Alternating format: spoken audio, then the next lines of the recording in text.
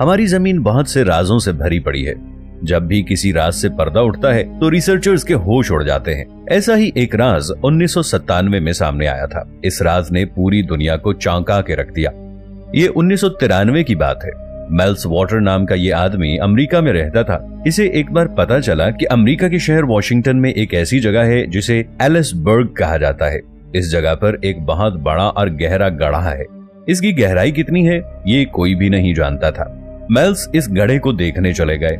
Mails को जब पता चला कि ये गड्ढा किसी घर की जमीन में आता है तो उसने वो घर ही खरीद लिया और अपनी फैमिली के साथ उस घर में शिफ्ट हो गया। दरअसल मेल्स उस गड्ढे पर रिसर्च करना चाहता था। सबसे पहले मेल्स ने उस गड्ढे के बारे में इर्द गिर्द के लोगों से पूछा। लोगों ने बताया कि वो कई साल से इस गड्ढे में कचरा फेंक रहे हैं, लेकिन ये कभी भरा नहीं। वो गड्ढा 9 फीट चौड़ा था और गहराई किसी को मालूम नहीं थी। इसमें कचरा या कोई चीज फेंकी जाती तो इसकी आवाज भी नहीं आती थी। ऐसे लगता था जैसे सामान अंदर जाते ही गायब हो जाता है। मेल्स ने इस गड्ढे की गहराई जानने के लिए एक लंबी रस्सी ली और रस्सी के सिरे पर एक पत्थर बांध दिया। इस पत्थर को गड्ढे में डाल दिया। वो पत्थर अंदर जाता रहा मगर कभी जमीन से टकराया नहीं। मेल्स रस्सी के साथ नई रस्सियां बांधता रहा। आप ये जानकर हैरान रह जाएंगे कि मेल्स ने 24 किलोमीटर लंबी रस्सी बांधी थी। इसके बावजूद पत्थर जमीन से नहीं टकराया। उसने रस्सी को वापस खींच लिया। मेल्स ने यह बात भी नोट की कि उसका पालतू कुत्ता जब भी गड्ढे के पास जाता है तो अजीबोगरीब हरकतें करता हुआ भौंकने लग जाता है। अगर उस गड्ढे के पास एक रेडियो को लेकर जाया जाए तो इस रेडियो से अजीबोगरीब किस्म की आवाजें आने लग जाती थी। आसपास के लोगों ने मेल्स को बताया कि रात के वक्त इस गड्ढे से एक रोशनी निकलती है और कई बार गड्ढे के बिल्कुल ऊपर आसमान में भी रोशनियां नजर आती हैं। इर्द गिर्द के लोगों में से एक आदमी ने निहायत अजीब बात बताई कि मेरे पास एक कुत्ता था। मरने के बाद मैंने कुत्ते को इस गड्ढे में फेंक दिया, लेकिन ठीक 2 दिन बाद कुत्ता जिंदा सलामत घर वापस आ गया। मैं यही समझा कि वो मेरे कुत्ते की तरह नजर आने वाला कोई और कुत्ता है जो मेरे घर आ गया है, लेकिन वो मेरा ही कुत्ता था क्योंकि उसके गले में मेरे हाथ से बंधा हुआ पट्टा मौजूद था। उस शख्स ने कहा ये बिल्कुल सच्ची बात है, लेकिन मेरी बात पर कोई यकीन नहीं करता। मेल्स ने कहा कि इस गड्ढे के बारे में मैं पूरी दुनिया को बताऊंगा, इसलिए 1997 में वो एक रेडियो शो पर गए। इस रेडियो शो का नाम कोस्ट टू कोस्ट AM था। इस शो में मेल्सन ने गड्ढे के बारे में बहुत सी बातें बताई। अगले दिन ये सारी बातें न्यूज़पेपर में छपी। इसके बाद मेल्स के साथ कुछ अजीबोगरीब होना शुरू हो गया। एक दिन मेल्स के घर सुबह के वक्त 2 लोग दाखिल हुए। वो काले रंग के कपड़ों में मलबूस थे। उन्होंने कहा कि हम अमेरिकन गवर्नमेंट की तरफ से आए हैं और अमेरिकन गवर्नमेंट ये चाहती है कि तुम अपना घर तब्दील कर लो क्योंकि तुम्हारी जमीन पर अमेरिकन गवर्नमेंट का कब्जा हो चुका है। उन्होंने मेल्स को यह भी कहा कि यहाँ पास ही एक जहाज क्रैश हुआ है और हम इसकी तहकीकात कर रहे हैं। लेकिन मेल्स ये बात जान चुका था कि ये लोग रेडियो शो सुनकर उसके तवस्सुत से आए हैं और अमेरिकन सरकार इस गड्ढे पर कब्जा करना चाहती है।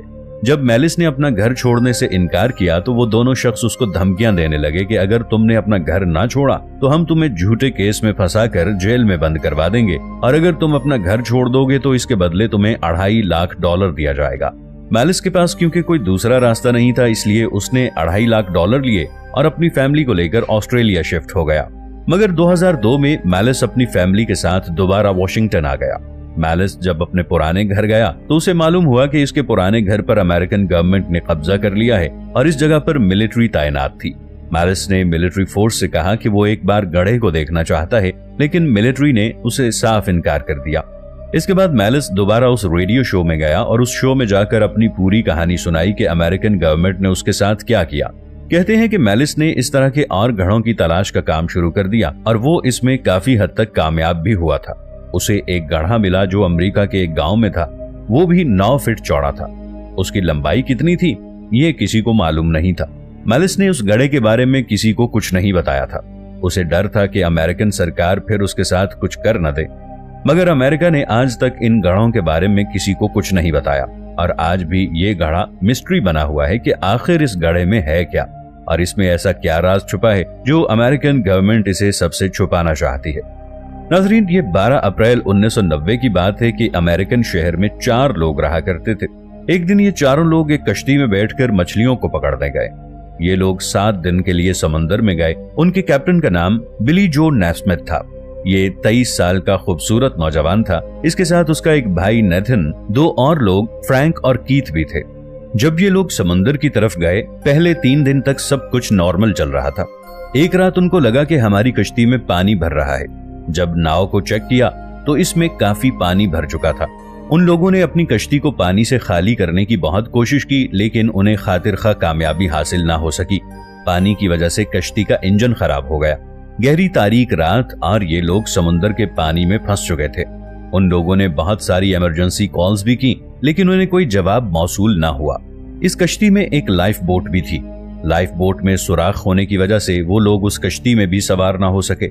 उधर उन लोगों की कश्ती मुसलसल डूबती जा रही थी। तभी नेथन को दूर समुद्र में एक कश्ती नजर आई। उसने समुद्र में छलांग लगाई और तैरता हुआ उस कश्ती के पास पहुंचा। बदकिस्मती से वो कश्ती भी खराब थी। जब नेथन ने मुड़कर अपने साथियों की तरफ देखा तो उसे वहां कुछ भी नजर न आया। ना ही अपनी कश्ती नजर आ रही थी, ना ही उसमें बैठे हुए उसके दोस्त नजर आ रहे थे। हो सकता है वो कश्ती उसके साथियों समेत पानी में डूब गई हो। नेथन इसी खराब कश्ती में सवार हो गया, मगर अगले 3 दिन तक उसे इसी कश्ती पर बैठे रहना पड़ा। इसके पास ना कोई खाने की चीज थी, ना पीने के लिए पानी मौजूद था। 3 दिन बाद वहां रेस्क्यू टीम पहुंची। रेस्क्यू टीम ने नेथन को रेस्क्यू कर लिया और उसके दोस्तों की तलाश शुरू कर दी। 3 दिन मुसलसल तलाश करने के बाद ना ही उसके साथी मिले, ना ही कश्ती मिली। उन्हें कश्ती का कोई टूटा हुआ टुकड़ा भी नजर न आया कि जिससे ये अंदाजा लगाया जा सके कि कश्ती पानी में डूब गई होगी। इस वाकये के 6 माह बाद कुछ अजीबोगरीब होना शुरू हो गया। नेथन के घर पर एक फोन कॉल आना शुरू हुई। वो आदमी स्पेनिश लैंग्वेज में बात कर रहा था, लेकिन नेथन को इसकी जबान समझ नहीं आती थी। वो आदमी दिन में कई बार कॉल करता और हमेशा स्पेनिश लैंग्वेज का इस्तेमाल करता। कुछ अरसे बाद नाव के मालिक नरेथ टाइसन के घर भी फोन कॉल आना शुरू हो गए। इस फोन कॉल में भी वही आदमी उसी स्पेनिश लैंग्वेज में बात करता था। कुछ दिन तक ऐसा ही चलता रहा। एक दिन उस आदमी ने फिर फोन किया। इस बार उस आदमी ने इंग्लिश जबान का इस्तेमाल किया। उसने नेथन से कहा कि वो उसके 3 साथियों को लेकर उसके घर आ रहा है। इतना कहकर उसने राबिता मुनक़ता कर दिया और अपना फोन बंद कर दिया। ये सुनकर नेथन बहुत खुश हुआ कि उसके 3 साथी जिंदा हैं, मगर वो आदमी ना आया और ना ही नेथन के 3 साथी आए। आज तक कोई भी नहीं जान सका कि कॉल कौन कर रहा था। आज तक ये भी पता नहीं चल सका कि नेथन के साथी कहां गए थे। अगर कश्ती पानी में डूबी होती तो उसका कोई सबूत जरूर हाथ लगता। कश्ती और उसमें सवार नेथन के साथी आज भी एक राज बने हुए हैं। दोस्तों, ये पेंटिंग जो आप देख रहे हैं, इसकी कीमत $7 करोड़ थी। एक आदमी ने इसमें से एक तस्वीर पर आंखें बना दी। इसकी वजह से ये पेंटिंग खराब हो गई। हुआ कुछ यूं था कि जिस म्यूजियम में ये पेंटिंग रखी गई थी, वहां एक सिक्योरिटी गार्ड ड्यूटी कर रहा था।